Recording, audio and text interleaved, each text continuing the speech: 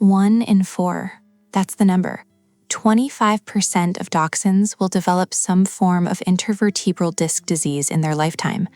And honestly, I think the real number's higher. That's just the ones that get diagnosed. Here's what gets me. This isn't some random genetic bad luck. We did this on purpose. The whole point of the breed, the long body, the short legs, that silhouette everybody thinks is so cute, that's a skeletal mutation called chondrodystrophy. Breeders selected for it deliberately because they wanted a dog that could fit into badger dens. Which, fine, that made sense in, 18th century Germany? But we kept breeding for it long after the last dachshund saw a badger. We kept pushing the ratio. Longer bodies, shorter legs, more and more and more of the thing that was already breaking their backs. And the disc thing, IVDD, it's not like a maybe someday risk. The cartilage in their spines starts calcifying when they're young, like 2 years old young. The discs harden, they lose their cushioning, and then one rung jump off the couch and you're looking at partial paralysis, sometimes full paralysis, sometimes a surgery that costs $6,000–$8,000 with no guarantee it works. The kind of brutal part is that most dachshund owners don't find out about any of this until it happens. You bring home this goofy little hot dog puppy and nobody, not the breeder, not the pet store, not the cute Instagram accounts, nobody mentions that there's basically a 1 in 4 chance this dog is going to need a wheelchair, or at least a very expensive vet visit, probably more than one.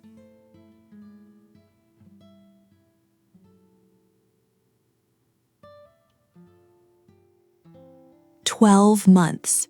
I've seen people say it took them 12 months to fully house train a dachshund. And these aren't like bad owners. These are people who read the books, bought the crate, set the timers, did everything right. 12 months. Most breeds, you're looking at maybe 4 to 6 months. And a lot of the easier ones click in at 8–10 weeks. Dachshunds just don't. And there's a bunch of reasons for it, but I think the main one is something nobody wants to say out loud. They're stubborn in a way that's genuinely different from other dogs. Not dumb. Actually, kinda the opposite. They understand what you want. They've done the math. They just decided no. And then there's the weather thing, which sounds ridiculous, but it's real. Dachshunds are low to the ground, obviously, and a lot of them flat out refuse to go outside if the grass is wet, or if it's cold, or if it rained 3 hours ago and the ground still smells damp.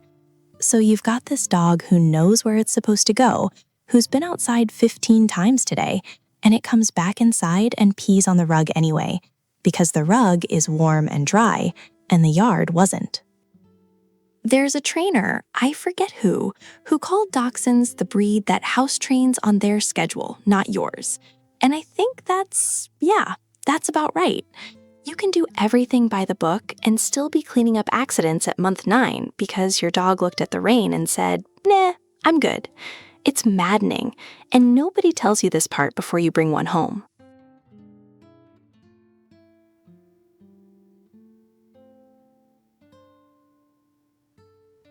There was a study, University of Pennsylvania, published in Applied Animal Behavior Science, 2008, that surveyed thousands of dog owners across 33 breeds. Aggression towards strangers, aggression towards owners, aggression towards other dogs. Dachshunds ranked number 1. Not top 5, not among the more aggressive breeds. Number 1. And look, I know what you're thinking. Small dog, small bite, who cares? That's basically been the industry's response to this data for almost 20 years. A Dachshund bites somebody, it's funny. A German Shepherd bites somebody, it's a lawsuit. So we just don't talk about Dachshund aggression. We call it feisty. We call it spunky. We put it on a greeting card. But the biting thing is actually a real problem. Dachshunds bite more people per capita than almost any other breed. They just do less damage per bite, so it doesn't make the news. And because nobody treats it seriously, nobody corrects it. The dog learns that snarling at strangers works, lunging at other dogs works, nipping at the hand that reaches for their food bowl works, and the behavior escalates, because why wouldn't it? Nothing bad happened last time. I think a lot of this traces back to the original breeding. These dogs were built to corner a badger underground and not back down. Think about that for a second. A badger in a tunnel. The dog that flinched didn't get bred. So you've got generations and generations of selection pressure for exactly the trait that makes them a pain to live with in a 2-bedroom apartment. The nerve that made them good at their job is the same nerve that makes them bite your mailman.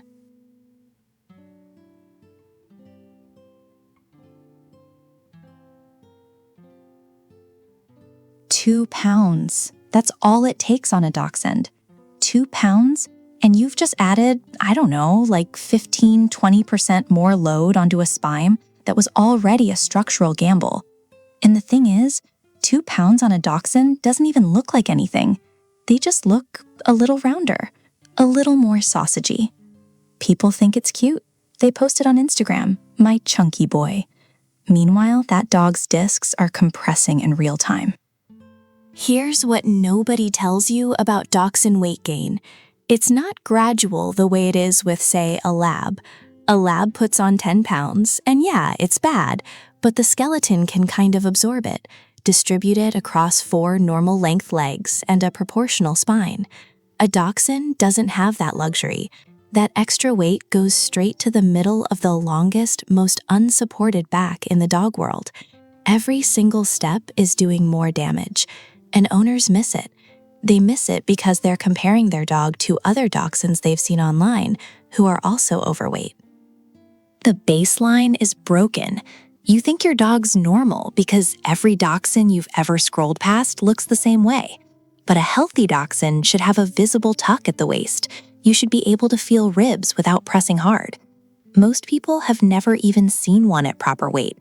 By the time the vet says something, and honestly, a lot of vets are too polite about it, the damage is already stacking up. Cartilage wearing down, discs under pressure they were never meant to handle.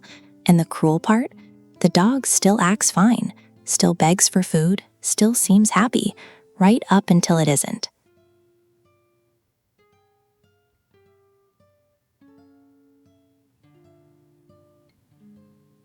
A golden retriever looks at you and thinks, "What do you want me to do? I'll do it. I'll do it right now. Please let me do it." A Dachshund looks at you and thinks, "Actually, I don't think a Dachshund thinks about you at all in that moment." They heard you. They understood you. They made a decision, and the decision was no. People call this stubbornness, which, yeah, fine, it is, but it's also kind of by design. These dogs were bred to crawl into badger dens, alone, underground. No handler, no commands, no guidance. Just the dog and whatever's in the hole. You don't breed a dog for that job by selecting the ones that check in with their owner every 30 seconds. You breed the ones that think for themselves, the ones that commit to a plan and don't second-guess it. So when your Dachshund sits in the middle of the living room and refuses, just flat-out refuses to come when called, that's not a training failure. It might also be a training failure, but fundamentally, you're fighting 200 years of selective pressure that says, figure it out yourself. And this wrecks first-time owners, because they read the puppy books, they watch the YouTube videos, they do the positive reinforcement thing, and nothing. The dog just stares at them, maybe yawns, and they start thinking they're bad at this. They're not bad at it. They just picked a breed that was never optimized for cooperation. You can train a Dachshund, I want to be clear about that, but you're negotiating, always, every single time. It's never obedience, it's a transaction.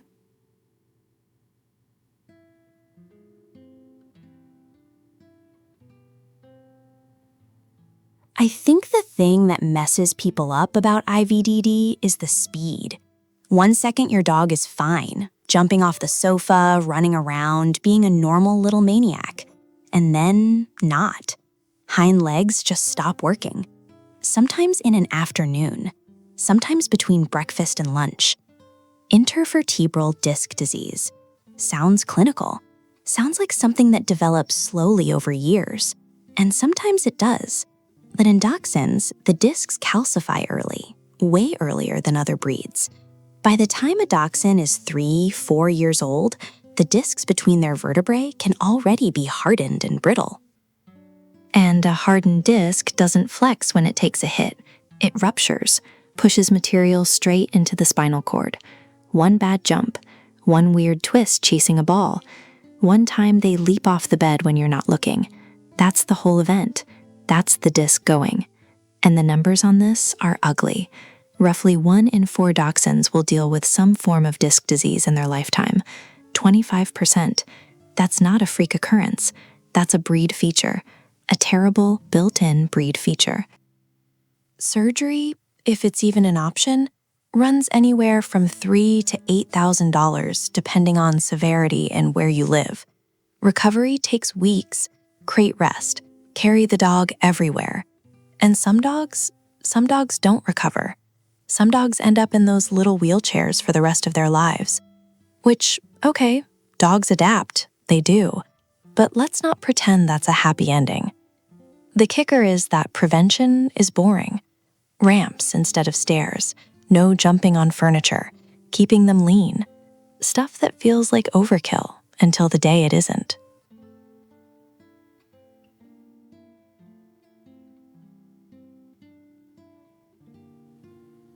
Ask your vet if a Dachshund is good with kids and watch their face. There's this half-second pause, this diplomatic little smile, and then they say something like, well, it depends on the child, which is vet speak for no. And look, I get why nobody wants to say it outright. Dachshunds are small, they're cute, they've got those stubby little legs, they look like a kid's dog, they look like a stuffed animal that learned to walk. But the personality inside that body is not that at all. Dachshunds were bred to crawl into badger dens, alone, and fight. That's the temperament you're working with. They're bold, they're opinionated, and they have a pretty short fuse when they feel manhandled. And kids, especially younger kids, like under 7 or 8, they manhandle. That's what they do. They grab, they squeeze, they pick dogs up weird, they fall on them. Now, a lab takes that and just absorbs it. A Dachshund doesn't absorb anything. A Dachshund snaps. Not because it's mean, because it's a 12-pound dog with a spine that can't afford the impact, and it knows that on some instinct level. The bite statistics kind of back this up too. Dachshunds consistently rank in the top 5 for aggression toward strangers, and, this is the part people don't like hearing, toward family members. Not because they're dangerous the way a big dog is dangerous, but a nip from a dachshund on a toddler's face, that's an ER trip. That's stitches.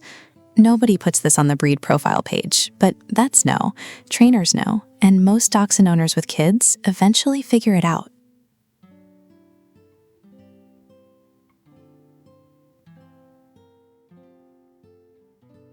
"80% of dogs show signs of dental disease by age 3. 80. But Dachshunds hit that number faster and harder than almost any other breed, and the reason is basically geometry. That long, narrow muzzle, the thing that makes them look like them, it crowds their teeth together. 42 adult teeth jammed into a jaw that's shaped like a tube. There's no spacing, no room for gums to breathe. Food gets packed into gaps that shouldn't exist. Bacteria sets up shop, and by age 2, you've got tartar buildup that looks like it belongs on a 10-year-old dog. And here's what gets me.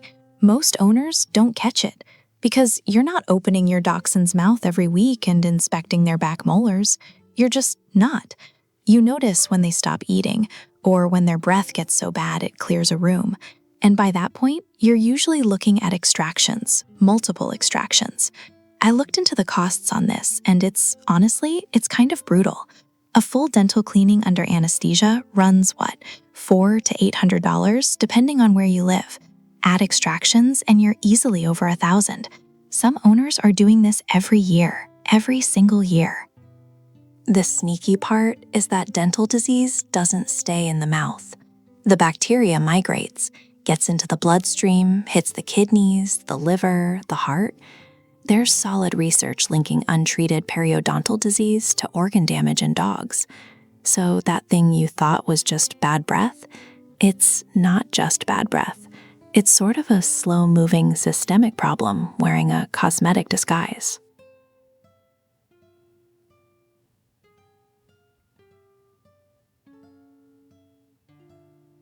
One jump off the couch. That's all it takes. One bad landing, one weird twist, and your dachshund can't move its back legs. IVDD, intervertebral disc disease. If you own a dachshund and you don't know that acronym yet, you will. Something like 1 in 4 dachshunds will deal with some form of it in their lifetime. 1 in 4. And for some lines, some bloodlines, the odds are worse. The physics of it are pretty straightforward. You've got this absurdly long spine. I mean, proportionally, it's ridiculous. Sitting on these tiny little legs with almost no ground clearance. Every jump, every stare, every time they launch themselves off your bed at 2 in the morning, those discs between the vertebrae are absorbing force they weren't really built to handle.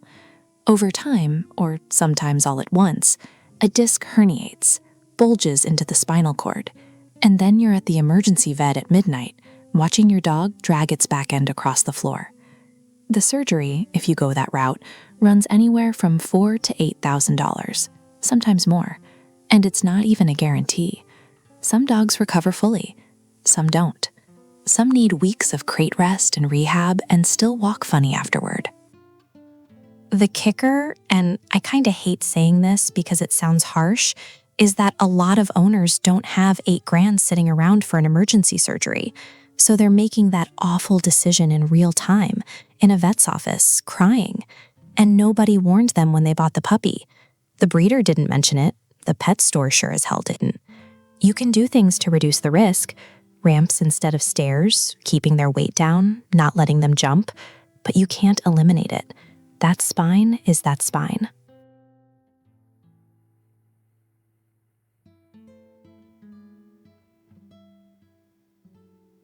Dachshunds bark at everything, and I mean everything. The mailman, a leaf, the sound of a car door 3 houses down, your phone buzzing on the table, their own reflection sometimes if the lighting's weird enough. And look, every dog owner deals with some barking. That's dogs. But dachshunds operate on a different frequency. It's this sharp, high-pitched, repetitive thing that just drills into your skull. And the volume is wild for a dog that size. Like, we're talking a 15-pound animal producing sound that carries through walls, through floors. Your neighbors will hear it. Trust me, your neighbors already hear it. So you think, okay, I'll train it out. Positive reinforcement, redirect the behavior. And you try, you really try. You do the quiet command, you do the treat thing, you do the ignoring thing. And maybe you get a 10% reduction on a good day. Because here's what nobody tells you before you bring one home. This isn't a behavioral problem. It's a breed trait. Dachshunds were bred to hunt badgers underground, and part of that job was barking loud enough for the hunter above ground to track them through the dirt. That bark exists because it was selected for, on purpose, for centuries. So you're not fighting a bad habit. You're fighting genetics, and genetics doesn't care about your training schedule. I think a lot of people get a dachshund expecting a small, manageable dog, and the barking is the first thing that breaks that illusion. It's constant, it's triggered by nothing, and it's basically permanent. You manage it, you don't fix it.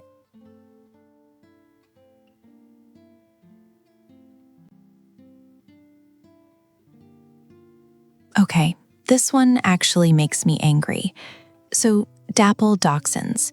You've seen them.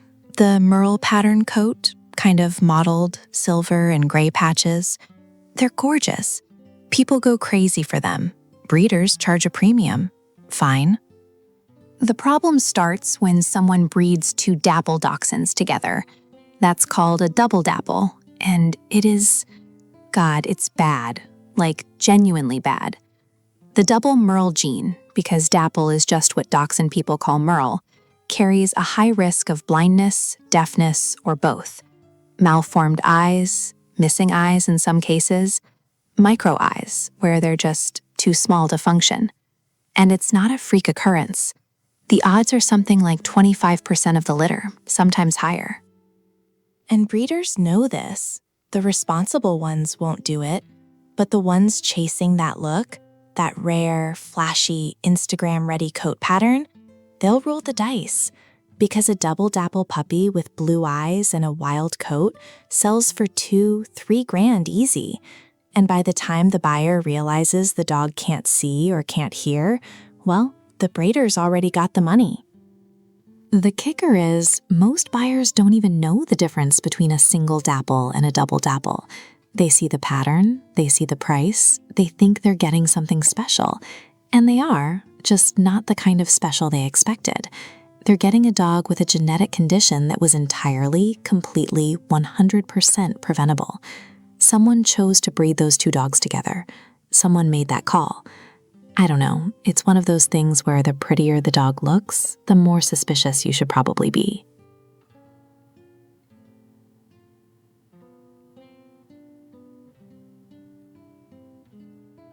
You'll hear people say Dachshunds are loyal, and they are. Aggressively loyal to one person, specifically one, and everybody else in the house just kinda exists. It's weird to live with, honestly, because it's not like they ignore the rest of the family.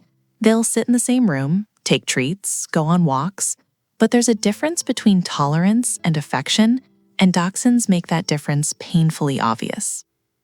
The chosen person gets the full thing. The cuddling, the following room to room, the losing their mind when you come home thing. Everyone else gets polite indifference, maybe a tail wag, maybe. And sometimes it's worse than indifference. Some Dachshunds get possessive, like actually possessive. They'll growl if someone else sits next to their person on the couch. They'll wedge themselves between their person and a spouse. I've read accounts of Dachshunds snapping at kids who got too close to whoever they'd bonded with. Which, that's not cute. That's a resource guarding problem wrapped in a 12-pound package that everyone dismisses because the dog is small. The part that catches people off guard is you don't get to choose. You don't. You can be the one who feeds them, walks them, trains them, does everything right, and they'll bond with your roommate who barely looks at them. There's no formula. It's just whatever the dog decides. And if you're in a family, a couple, kids, whatever, this creates real tension because one person feels loved and everyone else feels sort of rejected by a 7-inch tall dog, which sounds ridiculous, but it genuinely wears on people. It's a small thing that becomes a not small thing over months and years of being the person who's clearly second place.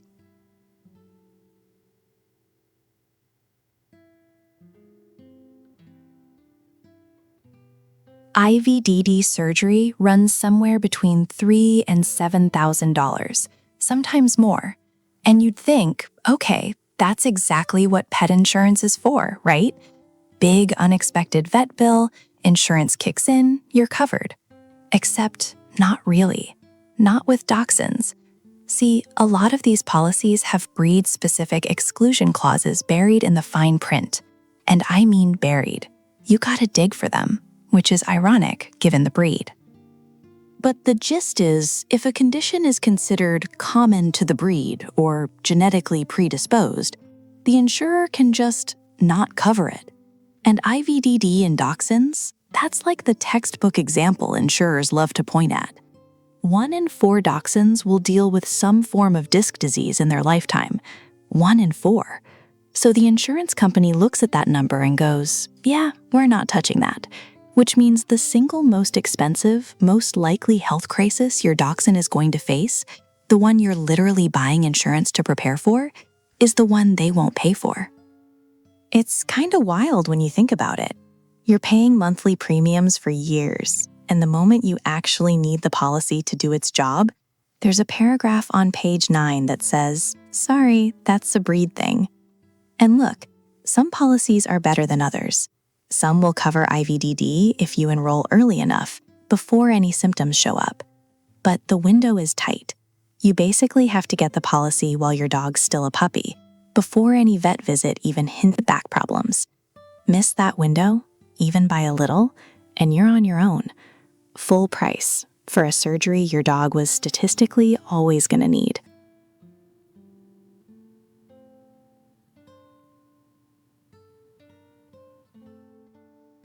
They were bred to dig badgers out of underground burrows. That's literally what Dachshund means, badger dog.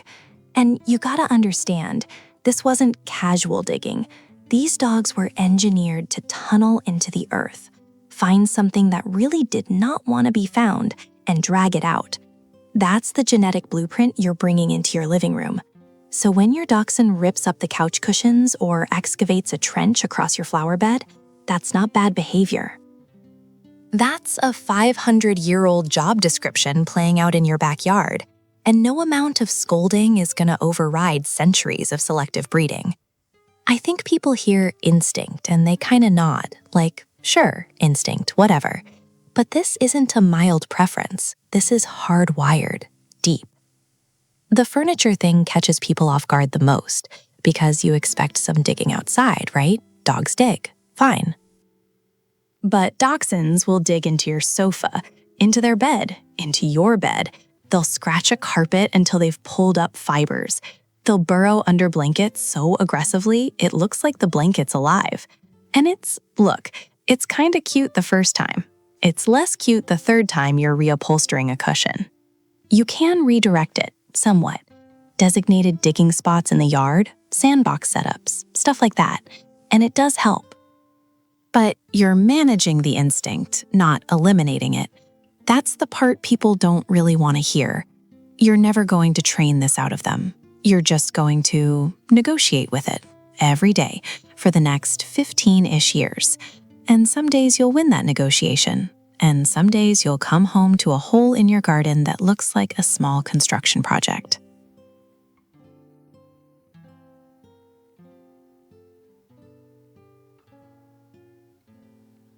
A 12-inch drop.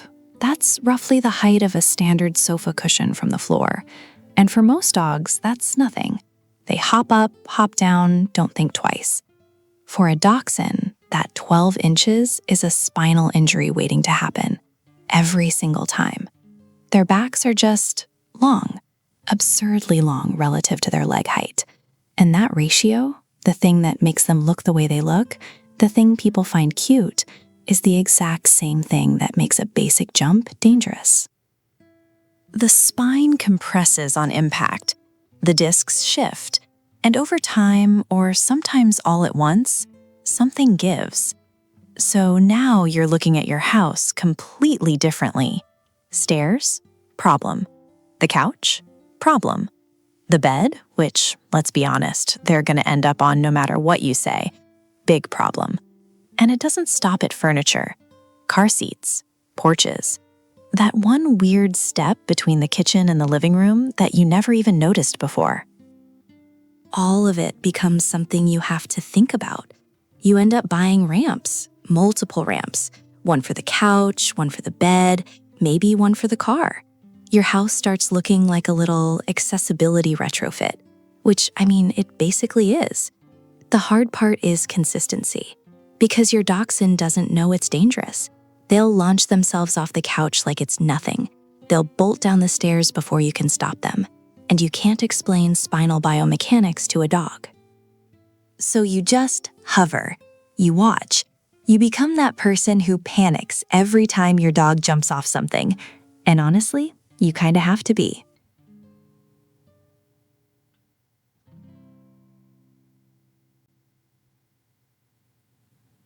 Every Dachshund owner says it like it's cute. Oh, he follows me everywhere. Yeah, everywhere. Bathroom, kitchen. You shift 2 inches on the couch and the dog repositions. And look, at first, that feels amazing. This little dog is obsessed with you. You're their whole world. Who doesn't want that? But what nobody tells you is that bond, you're building it wrong. Not on purpose. You'd have to be kind of a monster to do it on purpose. But every time you let that dog shadow you from room to room without ever, teaching them that being alone is okay, you're basically conditioning anxiety into them, like literally training it. Dachshunds were bred to work underground, alone, in tight, dark tunnels, chasing something that could kill them. These dogs are not naturally anxious. They're brave to the point of being stupid about it. So, when a dachshund can't handle you leaving the house for 20 minutes, that's not the breed, that's you. Or, okay, that sounds harsh. It's the situation you accidentally created. And the tricky part is the feedback loop. Dog gets anxious, dog whines. You come back, comfort them, pick them up. Dog learns, freaking out works. Next time you leave, the freak out starts faster, louder, more destructive. And because dachshunds are small enough to just carry everywhere, a lot of people skip the hard part entirely. Just bring the dog. Problem solved, right? Until it isn't. Until you actually have to leave, and your neighbors are texting you about the howling, and there are scratch marks on the doorframe, and you realize this adorable little shadow you created has no idea how to exist without you in the room.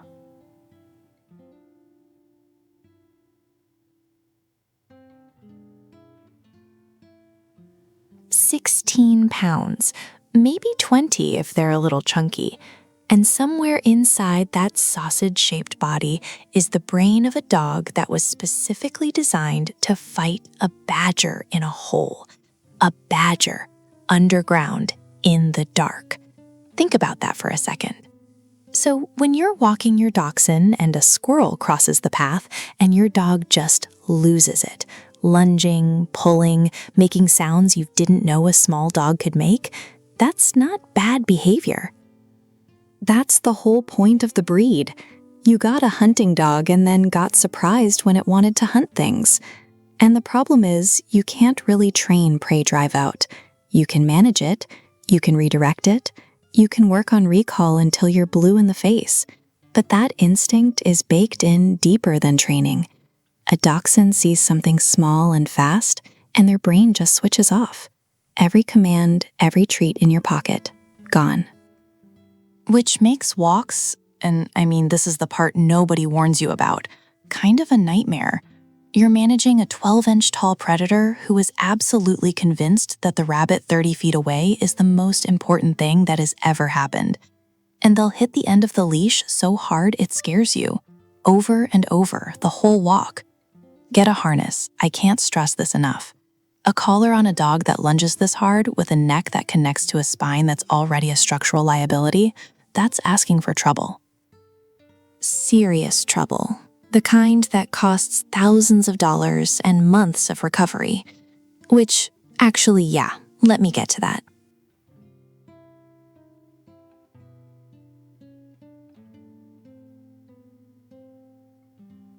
$1,200 for the MRI, $3,000 to $5,000 for the surgery if it comes to that. And then the part nobody's ready for. 8 weeks of crate rest. 8 weeks.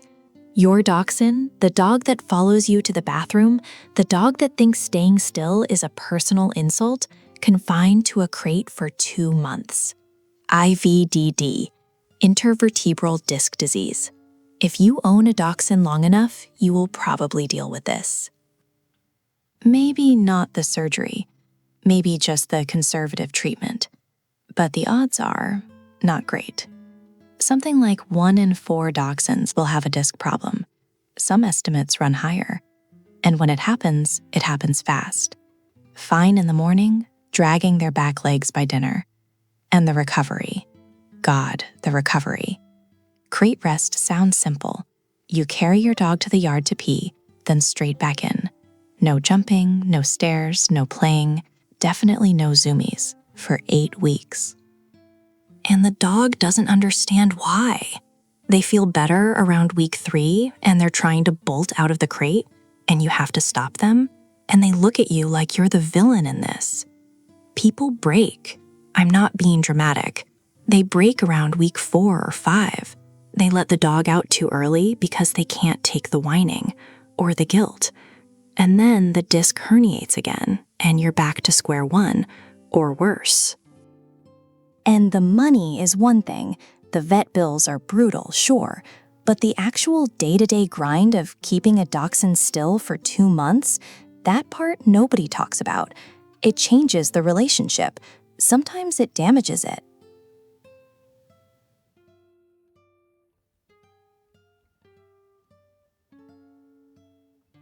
"45 degrees. That's roughly where a lot of dachshunds just tap out. And I don't mean they get a little chilly and want a sweater. I mean they physically cannot regulate their body temperature well enough to function outside for more than a few minutes.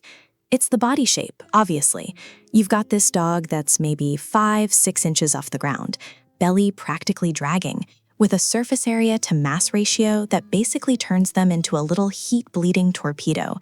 They lose warmth fast, faster than you'd think. And because they're so low, they're catching wind, wet grass, cold pavement, snow. All of it hits them right in the chest. So what does that actually mean for your life? Well, if you live anywhere with a real winter, and I mean even a mild one, like mid-Atlantic kind of winter, you're looking at 3, 4, maybe 5 months where outdoor walks become this whole production. Coats, boots, yeah, actual boots, because their paws are tiny and they'll start limping on frozen concrete. Potty schedules that revolve around the warmest 2 hours of the day. And even then, some of them just refuse. They hit the door, feel the air, and turn around. Done. Not negotiating. And the thing nobody tells you, it's not just winter. Fall mornings, early spring, rainy days in April. A dachshund that's cold is a dachshund that won't move, won't pee outside, won't do anything except burrow under a blanket and look at you like you've betrayed them. You kind of start planning your entire schedule around the weather, which sounds dramatic until you're standing in your yard at 6 a.m. in a bathrobe, holding an umbrella over a 9-pound dog who still won't go.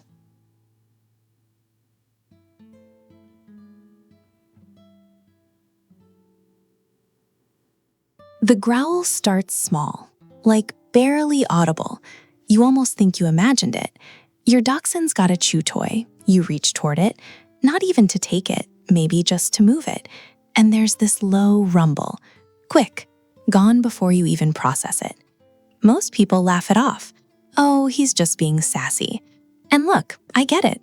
A 7-pound dog growling over a stuffed duck is kind of funny. The first time. The 10th time? But the thing about resource guarding in dachshunds, it doesn't stay at the growl. It escalates. And it escalates in ways that catch people off guard, because the dog is small and cute, and nobody takes the warning signs seriously. I've read case after case, and trainers will back this up, where it starts with a toy, moves to food, then it's the couch, then it's a specific person, and somewhere along that line, somebody reaches in at the wrong moment and gets bitten.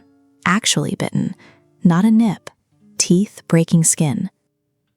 And now you've got a household problem that might involve stitches, might involve kids, and definitely involves a conversation with your vet about behavioral intervention. The breed has a terrier streak that people forget about. They were bred to go into badger holes alone. Alone. No handler, no backup. That kind of independence wires a dog to hold on to what's theirs. It's not aggression in the way people usually mean it. It's, possessiveness, territoriality baked into the DNA. And the worst part is how preventable it is if you catch it at the growl. But most people don't, because the growl is cute.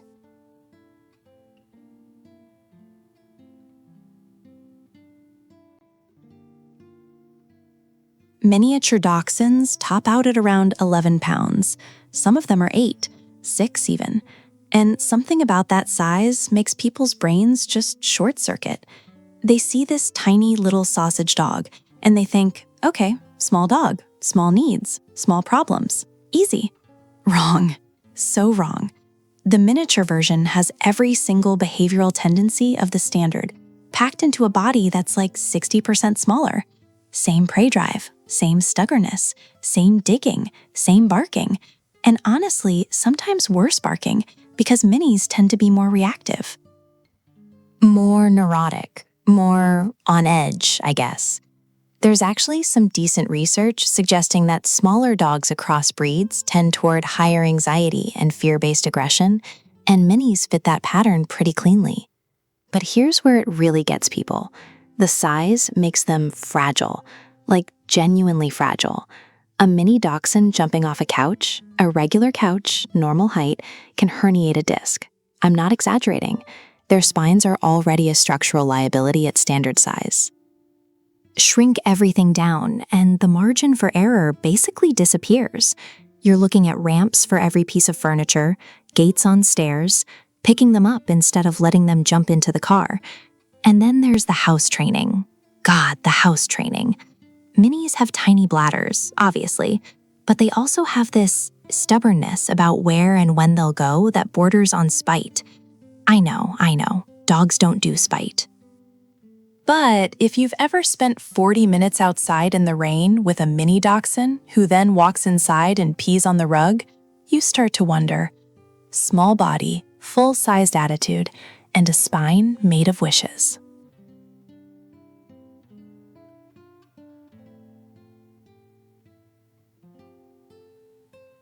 One in 4. That's the number. Roughly 25% of dachshunds will deal with some form of intervertebral disc disease in their lifetime, IVDD. And that's a conservative estimate. Some studies put it closer to 1 in 5, others higher, depends on what you're counting. But even the low end of that range is staggering when you think about it. And I don't mean deal with like a mild limp. I mean disc rupture. I mean a dog that wakes up one morning and can't move its back legs. Can't feel them, just dragging. That's the version nobody shows you on the breeder's website next to the puppy photos. The spine on a dachshund is, okay, you already kind of know this. It's long, disproportionately long relative to leg length. That's the whole point of the breed. That's what they were bred for.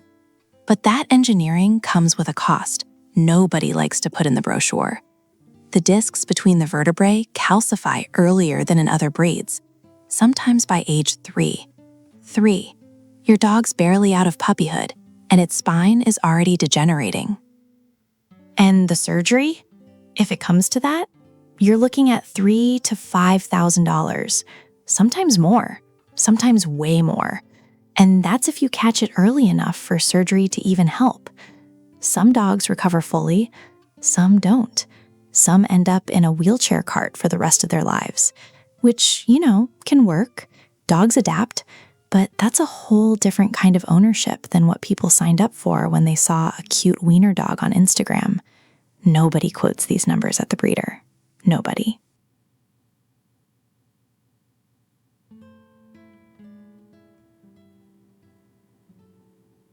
Dachshunds live a long time, like a really long time.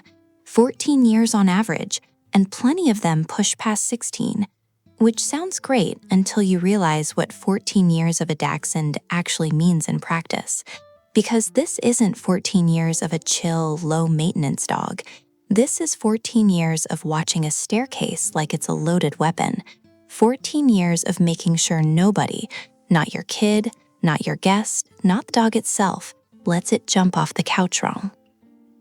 You're managing a spinal injury risk every single day for over a decade. That's the gig. And the back stuff is just the structural piece. You've also got a dog that is, I think, one of the most emotionally demanding small breeds out there. Separation anxiety is, it's almost standard issue with this breed. You leave the house and the neighbors hear about it for hours. You come back and it's like you returned from war. That intensity doesn't mellow with age the way people hope it will. Some of them get worse. Then there's the stubbornness, which, honestly, people find cute for about 6 months. Oh, he's so independent. Yeah, he's independent right up until you need him to do literally anything you've asked. Housebreaking alone can take, and I'm not exaggerating, a full year with some dachshunds. A year of consistent, patient, grinded-out training. And if you slip, if you get lazy for a couple weeks, you're basically starting over. 14 years, that's what you're agreeing to. Most people don't think past the puppy stage, and honestly, that's where the problems start.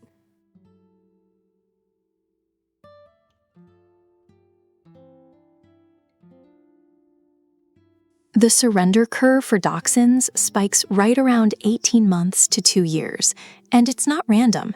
That's the exact window where the puppy charm runs out and the actual dog shows up. Because here's what happens.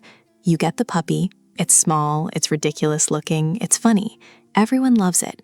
You post the photos, you buy the little sweaters, and for a while, 6 months, maybe 8, it's mostly manageable. Annoying in spots, sure, but cute enough that you forgive it. Then the barking kicks in, and I mean real barking. Dachshunds bark at everything. The mailman, the wind, a shadow that moved weird. They were bred to flush badgers out of underground dens. Their bark is loud by design. It carries. Your neighbors know about it, your landlord knows about it. That's not a training problem you fix in a weekend. Then the housebreaking thing. You're still dealing with accidents at 14, 15 months, maybe longer. And you're tired, you're frustrated. You've read the guides, you've done the crate training, and the dog is still peeing on your rug like it's making a philosophical statement about free will. And then, and this is the one that really gets people, the dog starts resource guarding, or snapping at a kid, or refusing to let anyone near its spot on the couch. Because Dachshunds can be, I don't know, possessive isn't even the right word. Territorial, fierce about their space in a way that genuinely catches people off guard.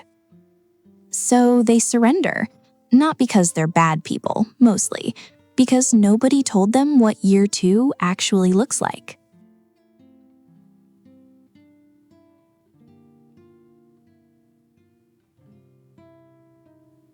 And if you got this far, you're either a Dachshund person already, in which case, sorry, I know some of that stung, or you're someone who is thinking about getting one, and now you're sitting there going, okay, so what do I actually do with all this? I'm not anti-Dachshund. I want to be clear about that. They're funny, they're weird, they're sharper than people give them credit for, and the bond a Dachshund forms with their person is honestly kind of unmatched. That part's real. That part's not marketing.